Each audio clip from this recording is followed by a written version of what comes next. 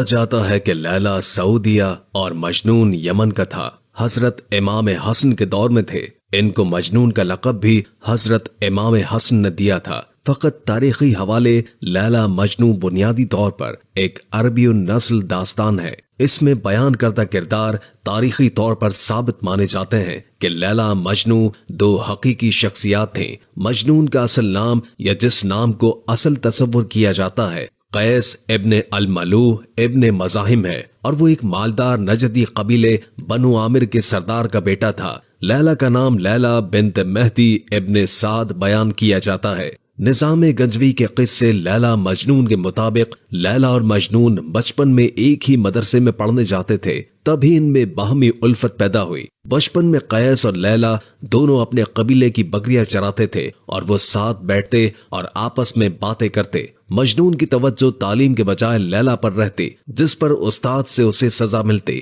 مگر استاد کی چھڑی مجنون کے ہاتھوں پر پڑتی اور درد لیلا کو ہوتا۔ استاد نے یہ بات لیلا اور مجنوں کے گھر والوں کو بتا دی، جس پر لیلا کے مدرسے جانے اور گھر سے نکلنے پر پابندی لگ گئی۔ ایک دن پھر مجنوں کی نظر لیلا پر پڑی اور بچپن کا عشق تازہ ہو گیا۔ مجنوں نے لیلا کا ہاتھ مانگا، مگر لیلا کے باپ نے انکار کر دیا۔ لیلا کا بھائی تبریز مجنوں کو مارنے کی کوشش کرتا، مگر مجنوں اسے قتل کر دیتا ہے، جس پر مجنوں کو سرعام محبت کا اظہار کرنے اور لیلا کے بھائی کو مارنے پر سنسار کرنے کی سزا سنائی گئی۔ کچھ کہانیوں میں تبریز کے قتل کا قصہ نہیں ہے، بلکہ رشتہ دینے سے انکار کیا جاتا ہے، اور کچھ عرصے کے بعد لیلا کی شادی کسی دوسرے کے ساتھ کر دی جاتی ہے، جس پر قیس پاگل سا ہو جاتا ہے۔ جامعہ ازہر شعبہ اردو کے سربراہ ڈاکٹر ابراہیم محمد ابراہیم المصری لکھتے ہیں کہ لیلا مجنوں کی شدید محبت و عشق کی کہانی کوئی فرضی داستان نہیں ہے،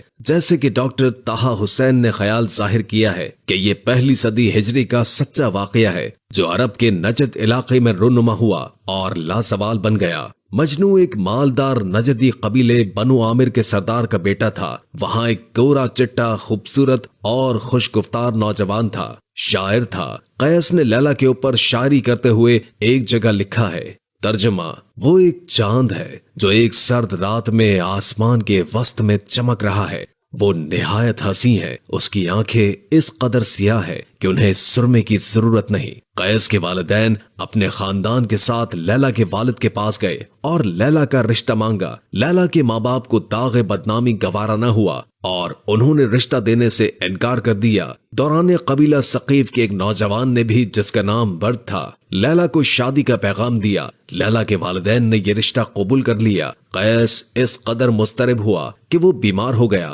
اس کے والدین نے چاہا کہ وہ اپنے قبیلے کی کسی اور خوبصورت لڑکی سے شادی کر لے، مگر اب قیس لیلا کی محبت میں اتنا دور نکل چکا تھا کہ واپسی کا راستہ ممکن نہیں تھا۔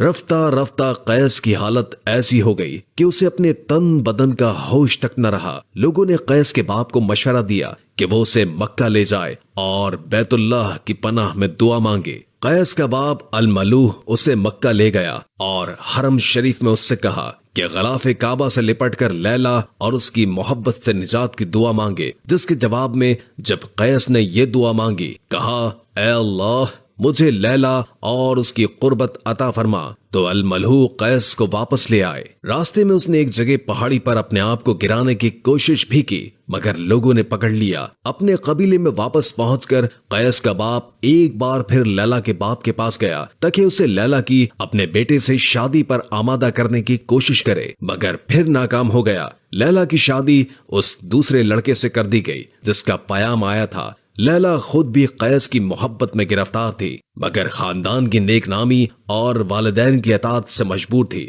قیس کو یہ معلوم ہوا کہ لیلا کی شادی ہو گئی ہے تو اس پر قیامت ٹوٹ پڑی اور اس کا ذہنی توازن بگڑ گیا۔ وہ اپنے وجود تک کو بھول گیا، گوشہ نشین ہو گیا اور پھر ایک دن صحرا میں نکل گیا۔ لیلا کو آوازیں دیتا، پہاڑوں، درختوں، جنگلی جانوروں سے پوچھتا، لیلا کہاں ہے؟ اسی حالت میں ایک دن اس کی نظر ایک ہرنی پر پڑی۔ وہ اس کے پیچھے ہو لیا اور نگاہوں سے اوجھل ہو گیا۔ اس کے گھر والے صحرا میں اسے ڈھونڈتے رہے۔ چوتھے دن وہ انہیں ایک پتھریلی وادی میں ریت پر مردہ پڑا ملا۔ روایات کے مطابق لیلا بھی شاعرہ تھی اور یہی چیز ہے جس نے اس محبت بھرے قصے کو ایک المیہ بنا دیا جس کے لیے دل اور آنکھیں روتے ہیں۔